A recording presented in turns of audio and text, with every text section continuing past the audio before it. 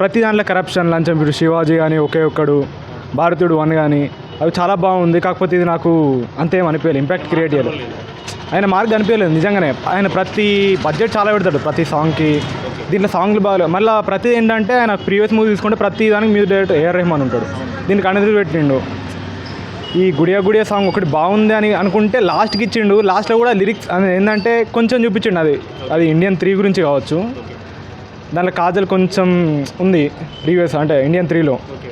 కాకపోతే మార్క్ అనిపించలేదు. Shankar cinema disappoint. ఇక గెటప్స్ ఎంతైనా అది కన్విన్సింగ్గా లేదన్నట్టు. ఆర్టిఫిషియల్ అంటే ఆ ఫైటింగ్, అతని 6 ప్యాక్స్ ఏంటండి మరీ ఓవరే. కాకపోతే శంకర్కి ఏమైందో నాకు అర్థమవుతుంది. నేను శంకర్ సినిమా ఫేవరెట్ అన్న డైరెక్టర్. రోబో కానీ ప్రతి సినిమాలో ఏదో ఒక మెసేజ్ ఉంటుంది. ప్రతి సినిమాలు తీసుకుంటే శంకర్ సినిమాలో ఫస్ట్ జెంటిల్ మ్యాన్ కాడ నుంచి ప్రతి సినిమా నుంచి వెళ్ళి ఏదో ఒక మెసేజ్ ఉంటూనే ఉంటుంది. సోషల్ మెసేజు, లంచం, కరప్షన్